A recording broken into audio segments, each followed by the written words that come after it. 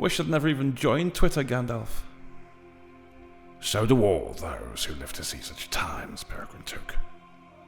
But that is not for us to decide, Lord Peregrine Took, the Lord of the Twitter Shadowban Council. Nobody knows his true name, but it is said he never sleeps.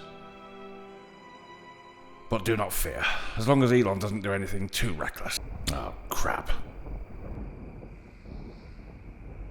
What's going on, everyone? Jeremy here from The Quartering, and I'm following the Twitter buyout story as closely as possible, literally refreshing every second so that I'll be able to bring you the news as soon as the deal is potentially finalized. But along the way, I would be remiss if we didn't farm a little bit of the hilarity surrounding the unimaginable meltdown by leftists that Elon might purchase their platform, including Twitter employees themselves leaking confidential information. Why? Well, I'm pretty sure that many of them are now afraid that all these shadow banning algorithms and all the shenanigans that are going on behind the scenes, it's either at minimum going to go away or at worst for them going to be announced and going to be publicized. Because I've seen the kind of interaction I get on like Getter and Gab and even Parler in a short period of time with much smaller followings, and it was 10 to 20 times as much. A tweet that I do on Twitter that, you know, might get 100 or 200 likes used to get thousands on Parler in the early days, and still as a percentage, Getter does much better. So obviously I'm shadow banned on Twitter. The refusal to verify me for dubious reasons also will be of interest. And the whole thing is just a walking meme. And one of my most beloved partners in all of the memes is Meta PCs. If you might want a new computer now, gaming, non-gaming, but from a based company, check this out. Huge shout out to this video sponsor, Meta PCs. Look, if you've been around, you know that I've been talking about Meta PCs for a very long time. In fact, it's the primary computer I use. But it's not just because they're a sponsor. It's for so many more reasons. They have fully customizable, configurable PCs and all the hardest to find parts in stock and ready to go. They also have ready to ship PCs ready for you today. Here's a couple reasons why I like Meta PCs. First and foremost, it's veteran ownership. Meta PCs is a veteran-owned business. One of Meta's owners has served both in Afghanistan and Iraq and received a Purple Heart for his service. Meta also employs military veterans in Meta's operations center and also provides systems to veterans going back to school to help them re-enter the workforce all across the United States.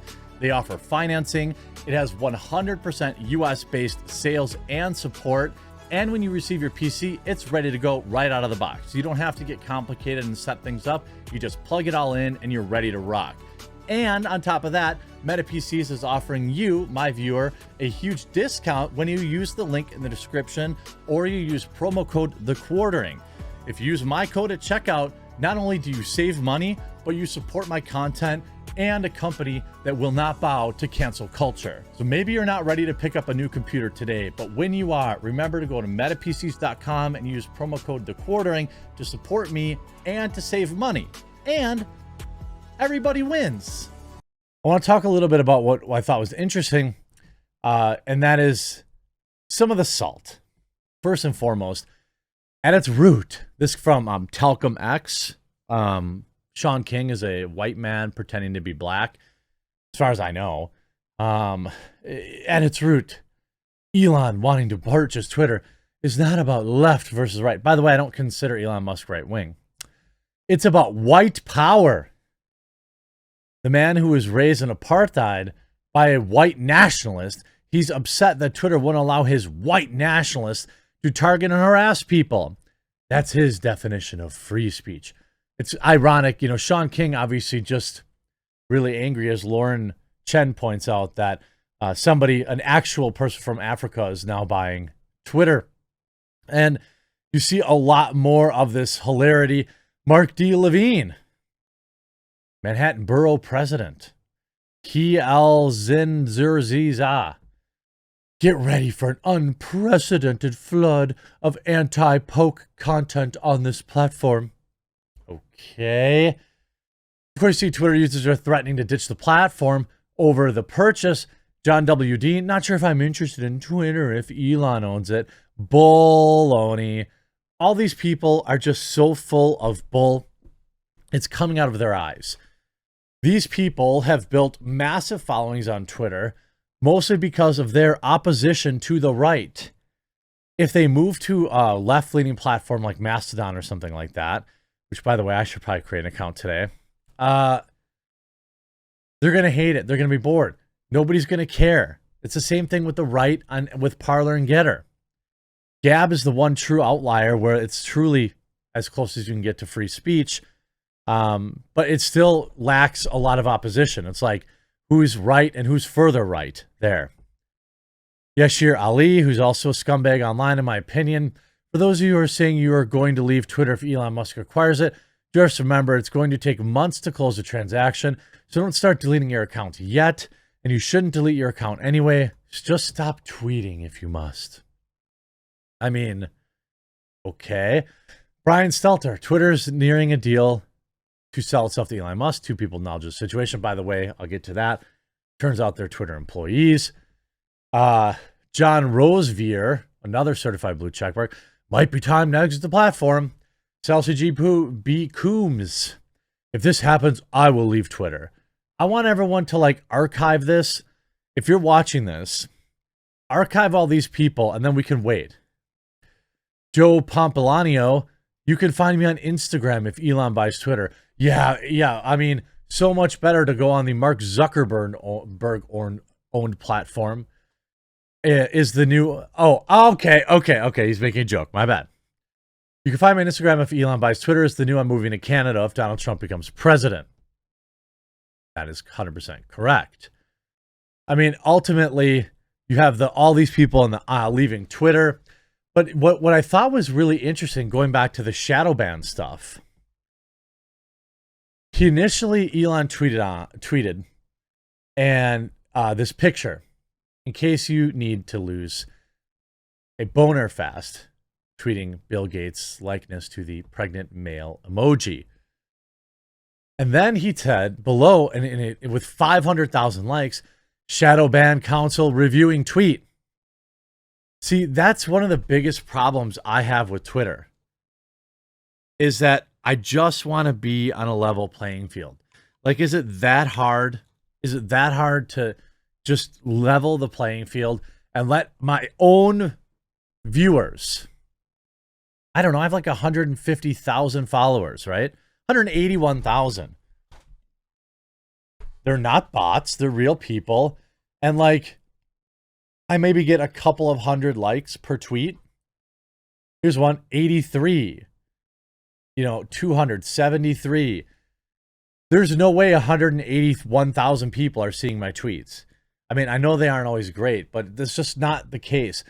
So Elon actually like exposing itself, the purchase, forcing Twitter to like go open source. I actually think that is their biggest fear. And with that, if the deal goes through, that may actually be part of the deal. That he can't take it open source.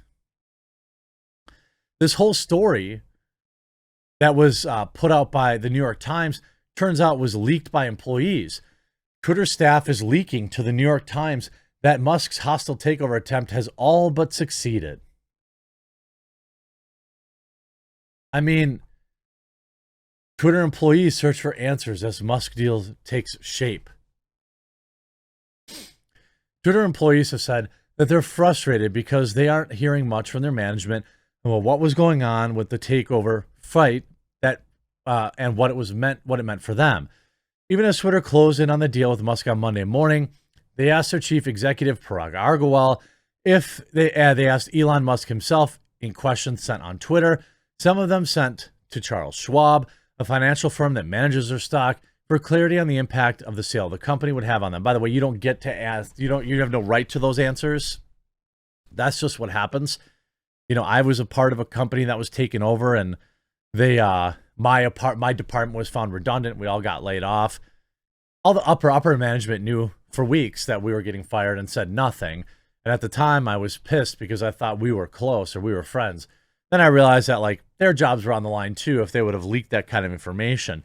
Me, I would have put my job on the line and said, hey guys, maybe you want to start looking for another job. You know, put your resume out there. I can't tell you why, but, you know, somehow on the sly, I would have found a way to tell them, which is possible what's happening here. But their employees now, over 7,000, are, the idea that they're all melting down, by the way, is unlikely. You see Tyler Winklevoss coming in. When Elon Musk owns Twitter, we will finally learn how sinister and politically motivated the shadow banning and algorithms were and how dangerous they were to our democracy.